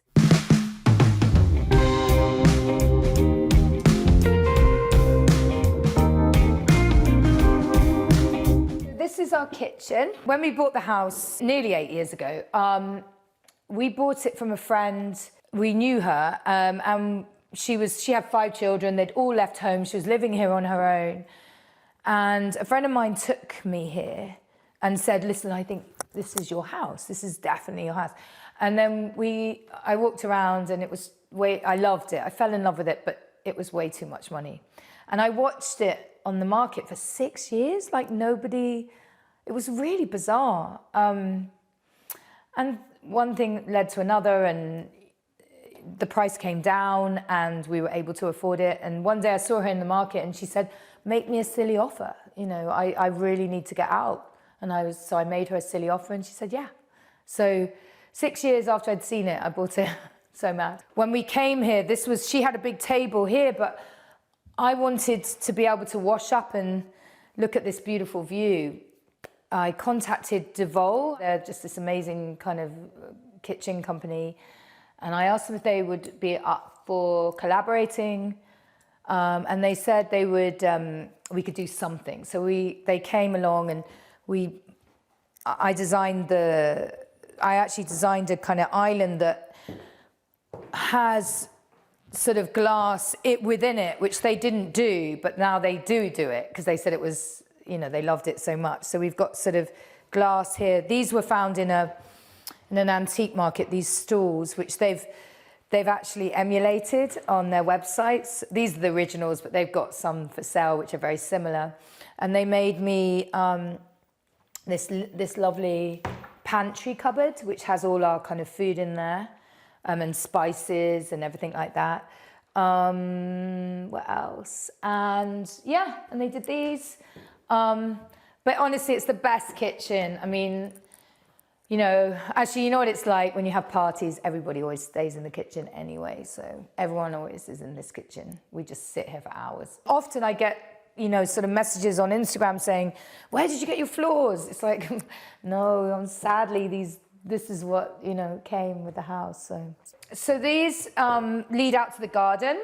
They were here. Everything's, in England, we have this thing where, you know, so this is grade 2 listed, which is not ideal. You can't do much, you know, you have to stay within the tradition of the house. So, yeah, so we haven't done any kind of structural work or anything like that. It's just decoration.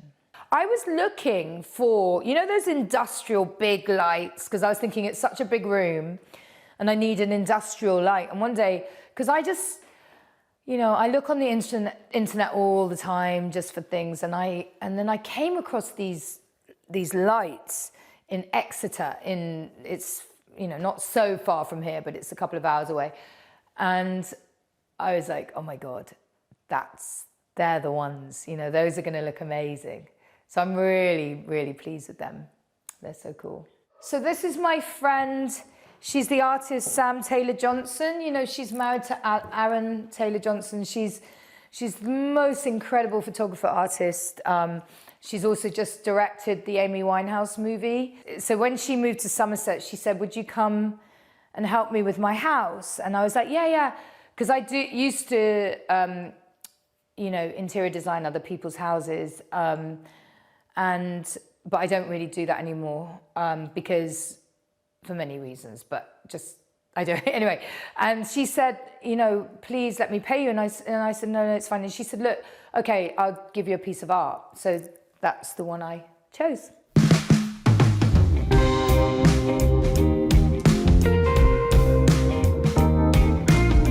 I guess we call this our breakfast room, because we have another dining room, but it's really big. So it kind of, actually at the moment, I keep looking everywhere. Sorry, I keep looking everywhere and thinking, oh my God, there's so much stuff everywhere, because often because we've been shooting, so there's lots of things for sale, and it just feels a bit like a shop at the moment. Sorry about that. But yeah, so this is our dining room. We have breakfast here.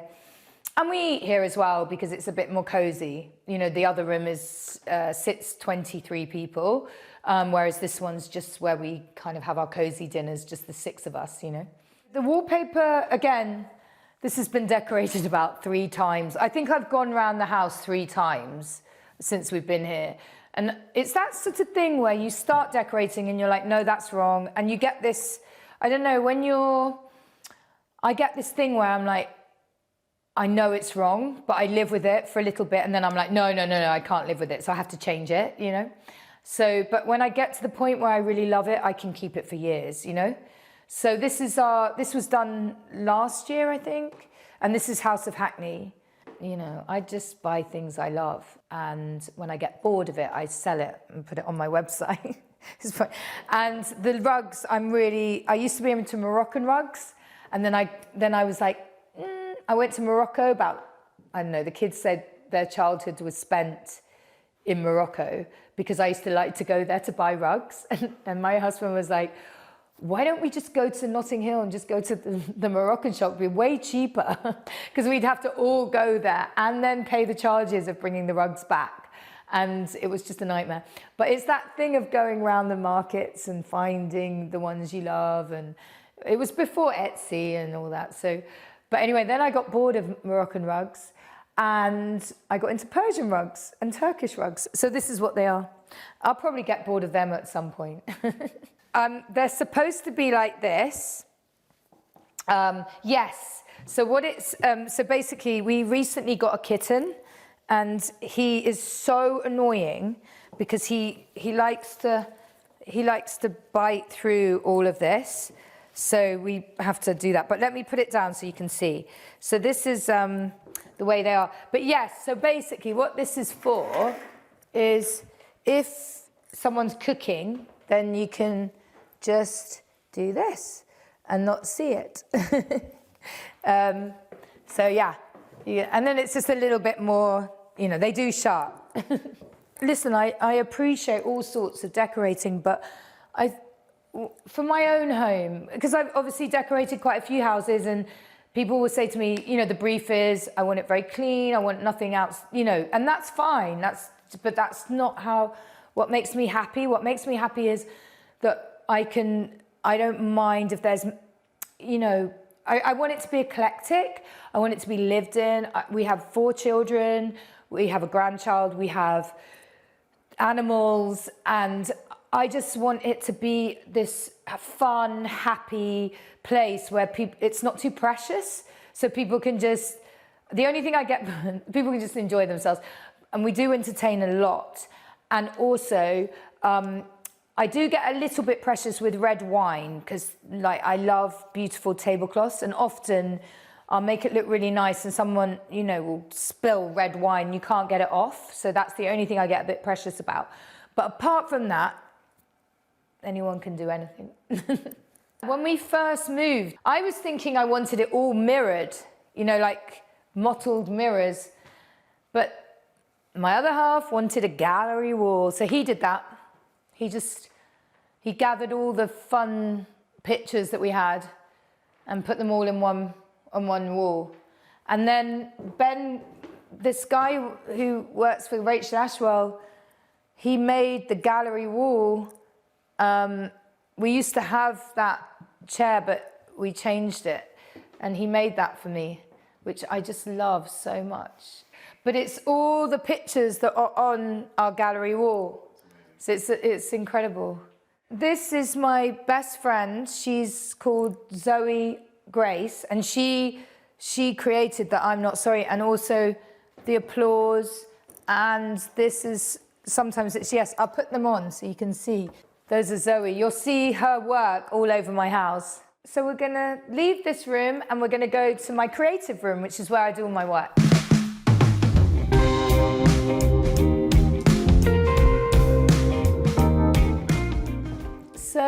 So here we are in my creative room. So this is where I work every day. I suppose people have an office and I have a creative room. Everything in this room is for sale. I can't believe, no, but it's, you know, my family call me a hoarder, but I'm not a hoarder. I just love buying beautiful things. And what's been amazing about creating a website where I can sell everything is that I can buy beautiful things, own them for a little bit, and then let them go. I was a singer for many years, and I felt really guilty when I used to go on tour and leave my children. I was really miserable. It was a very kind of toxic life, lots and lots of drugs and alcohol, and it just didn't suit me anymore. I got sober in 2005, and I started to change career paths in 2001 when I started designing.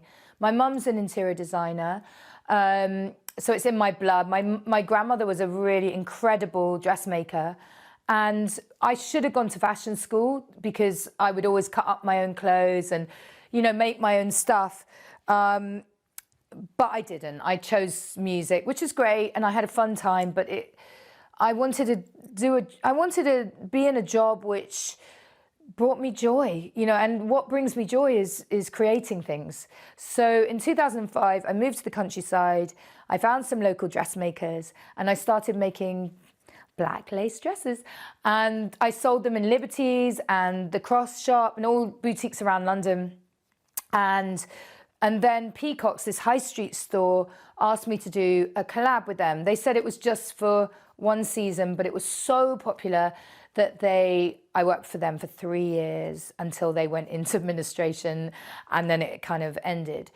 But I had my fan base and I set up on my own. So 2015, I started creating kind of costumes for kids because my little one, she was about 5 at the time. She only used to wear vintage kind of crazy 1920s costumes. So, and they were quite scratchy.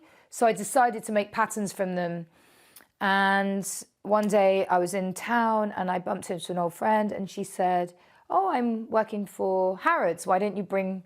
And she said, "What are you doing?" And I said, "Oh, I've got these costumes." And she said, "Let's have a meeting." Anyway, started selling them in Harrods and Selfridges, and then I just thought, you know what, I can go back to dresses now. I'm going to do some dresses. So that was 2017, and ever since then I've had my website, and it's been amazing. I have local seamstresses that, you know, we do bespoke, but we also, you know, I'll show you. So we do all these beautiful, I mean, I'm wearing one, obviously. I only ever wear my dresses because they're just flattering and they're good for all body shapes. But this is one of them. So they're all sort of based on 1930s, 40s patterns. These are all Liberty prints. And I'm trying to see what I've got here. This is a winter one that I did, which is just kind of really lovely. And this is a sort of, this is the one I'm wearing, but in white, which is kind of like a broderie anglaise. But they're just, you know, I have like women buy, you know, I had one lady the other day say she's got 15 of my dresses because they're the only flattering dresses she can wear. Because it's good for people with boobs and bums and, you know, and older ladies, because it's horrible when you're older and you go into a changing room and you look so awful and everything. But, you know, these are good. They're just flattering, and, you know, you can wear them with boots or shoes or, yeah. So that's what I'm doing now, which is fun. So these were the costumes that I created. This is what, so basically what happened was when I lost my job with Peacocks, I got a bit down and I didn't really know what I wanted to do. And I thought, do you know what, I'm not gonna, I created a book called, it was Paolo's Vintage Craft. And I worked on that for a year. And I thought, you know what, I'm not gonna do dresses anymore. I'm just gonna figure out what I want to do. And when I started creating these, I thought, well, I'll do this for a bit. And then, but it gave me the confidence to go back and do dresses again. But this is the first outfit that so this was like a kind of clowny outfit. And I have got a few here, but obviously I haven't, I'll show you the cape. I did this amazing cape, which I still create now, but, so this is a little cape that I sold so many of these. They're sort of all made with silk and tulle and, you know, and I created my own harlequin print out of pink harlequin. I've got lots of pictures of my daughter Betty and her friends. We did a huge fashion show. We did a few fashion shows, and it was so fun because we'd get all her friends, boys and girls, walking down the runway in all these clothes, and we'd get people doing their makeup, and it was just such a fun time, you know. Like there was a couple of summers where we just, you know, all the parents would be there, and it was just, we'd have parties and catwalks. It was fun, you know. And yeah, and then Betty got to about 10 and was like, Mum, please, no more. I'm not modeling your clothes anymore. So I was like, okay. She stopped. What else have I got? Oh yeah, this is another one. This is a really beautiful little top that I did. So you can see they're really lovely and just fun. Fun. I mean, as you can see, lots of textiles. I sell lots of, you know, kind of crochet. I'm really into crochet. Not everyone else is, but, you know, I dye these kind of, I'm quite into crochet. And then these are just tablecloths that I do.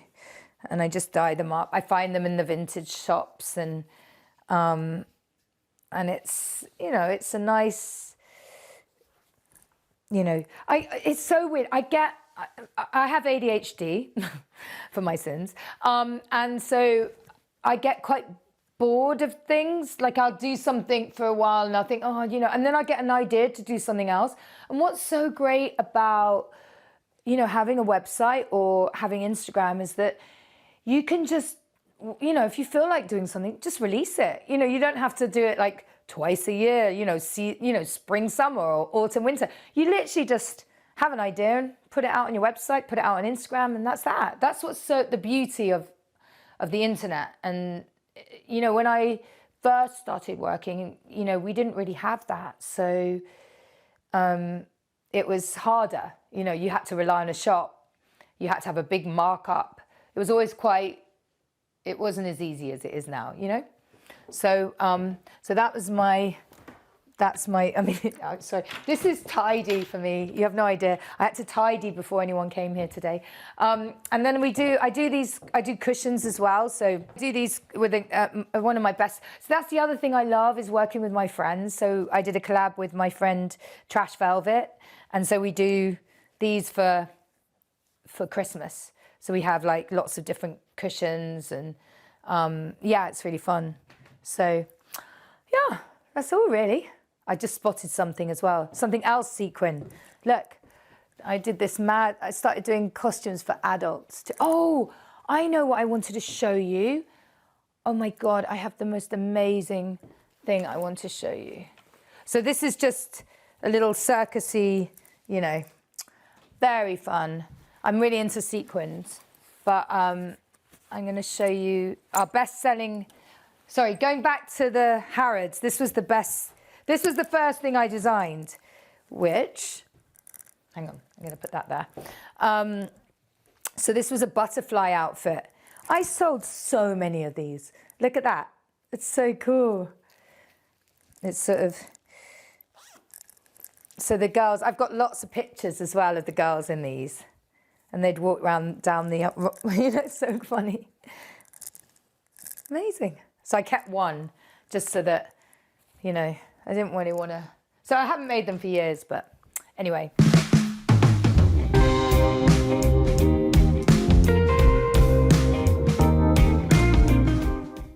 So this is my bathroom. Actually, this is one of the things that has, I did have wallpaper in here, and then Bert and May, who do these wonderful tiles, said they would gift me some lovely tiles, and was I up for them? And so I picked them, and they were so beautiful. And so we changed the whole bathroom, and I love it so much. And this is their bath as well, which is amazing. It's so bad because there's the curtains, again, the cat. So normally the cat destroys everything. So normally this is sort of like that, but anyway, I can't do it now. It's just, oh yeah, there you go. So yeah, here. But since we've got the cat, it's a bit of a nightmare. But anyway, I think the mad thing about, because again, pink's my favorite color, so I always just end up like going back to pink, because it's just such a beautiful, and it just, you know, you can just do so much with it, I feel. It's not as sort of, I think sometimes white can be quite stark, and then pink is just a good colour to work with. I love pink and green, pink and cream, you know, it's just, I don't know, it just really works, I feel.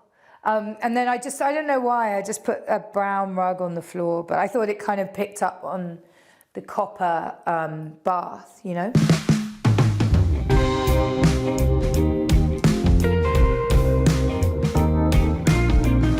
So this room was pink, and then I just thought, I don't want wallpaper in here, because again, it's nice to sometimes just have colour, just have like a really bright, nice, warm colour. And this is great in the winter, and it's also good in the summer as well. So it's a Benjamin Moore colour. You know, we painted the floors white because they were brown. They were like, you know, they were the elm colour, but it just gives it that lift of, you know, it reflects everything white. So the bed is I was lusting after that bed for many, many months, and then someone contacted me from Soho Home, said, would I do a shoot? And I'd get gifted a bed. I was like, what? Oh my God, amazing, yes. So I got that bed, basically. And it's pretty amazing. And then the usual sort of, you know, I love mirrored furniture. I've been collecting it for many years. It's kind of like, you either get them from the 20s or the 50s. And this was my first ever piece of furniture I ever bought. And it cost a fortune back then, I mean, literally 20 years ago. And I've got the dressing table and then the little mirrored side tables. And again, you know, my obsession with the Persian rugs and just fringe lamps, and I love feathers. And yeah, it's just kind of, I don't know, I guess I just throw it all together and then hope it works. And then sometimes it doesn't, and then I have to sell things, which is a bit annoying. I'm really obsessed with the Bloomsbury set, and I went to Charleston House, which is in Lewis, and it really inspired me because I don't know if anyone's ever been there, but it's everything is painted, and everything, because obviously they had so much. It was, you know, 100 years ago, whatever, and it was there wasn't much to do apart from paint walls, paint fireplaces, paint. So all the wallpaper was beautiful, but it wasn't wallpaper; it was painted, and the furniture, and they've kept it as it was. And I think that's what really inspired me to start painting instead of using wallpaper. And then obviously then you think, oh, what else can I paint? You know, what else and then it's a massive faff, you know, you have to end up taking everything down and start again, you know. Oh, I was one more thing. So this is a lovely lady who made these for me. She's called Bovamp. She's great. I think she's so talented. She's really cool.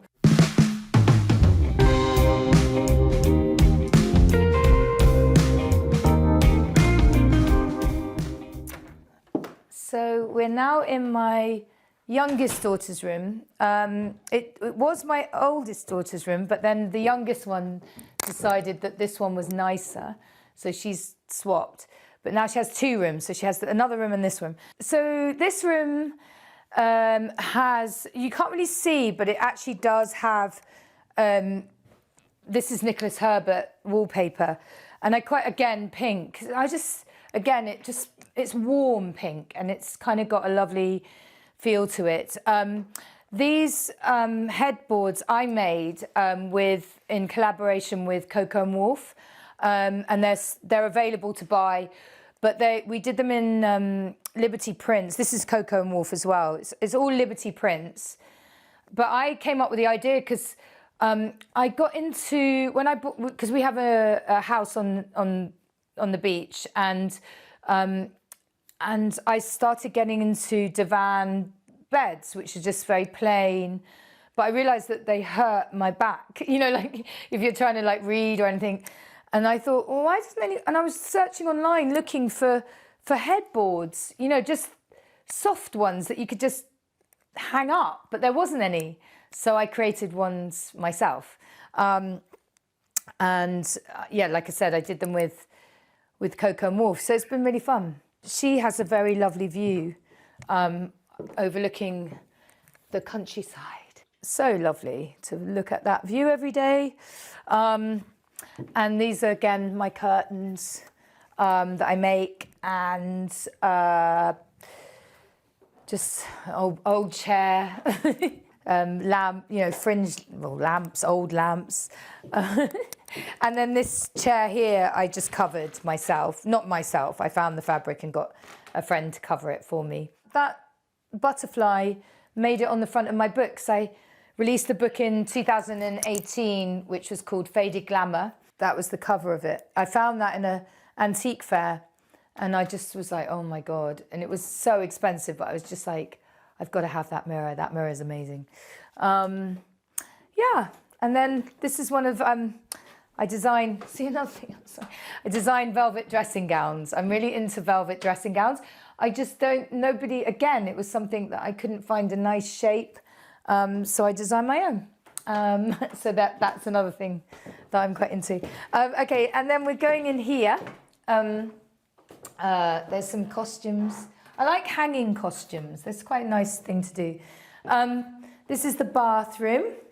It's a bit messy, sorry about that. It's got my granddaughter's stuff there. And here's one of my dyed lace curtains. This is one of the one of the ones that I hand dye. This wallpaper's Farron Ball. I thought it was quite 20s, quite into the 20s. I love the 20s. I think I would have been a really good flapper girl. Sadly, I wasn't. Born in the wrong time, that's what I say. This was my eldest daughter's room. I decorated it because my eldest daughter lives in London, but whenever she came to stay, she'd be here, Daisy. But now she's decided, now she's got a little girl and she wants to be nearby, so she's rented somewhere. So my youngest has taken the room. But the funny thing about my youngest is that she's really similar to me and she's got very similar taste. So she just appreciates this kind of decor. She hasn't asked to change it or anything. I think she loves it in here. So it's fine. But maybe if she's going off to university in September, so I think she'll probably have to start decorating her own places. But the last bedroom I'm going to show you now, which is, I'll take you in there now.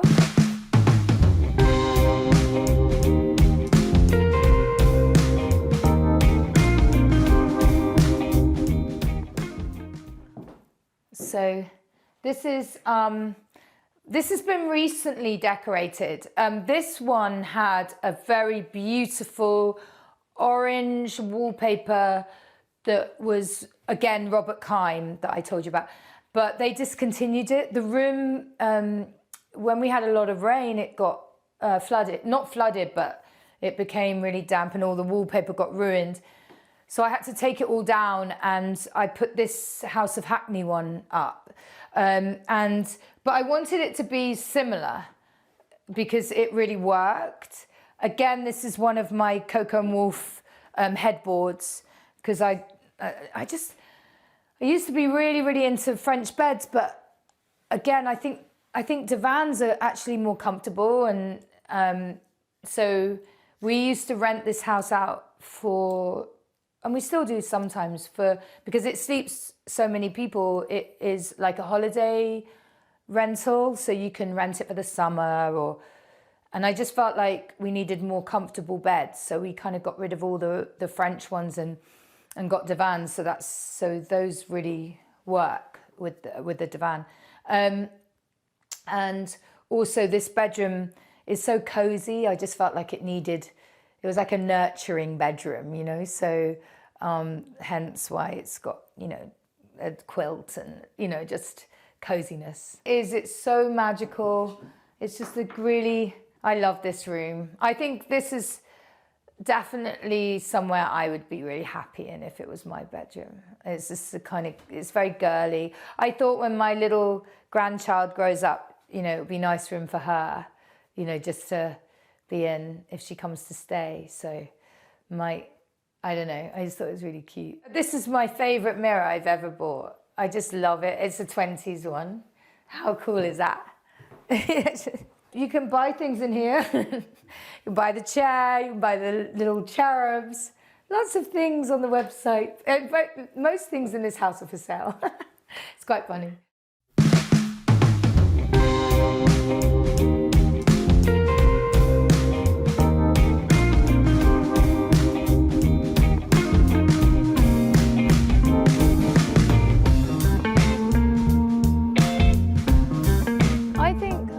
A house should be a fun,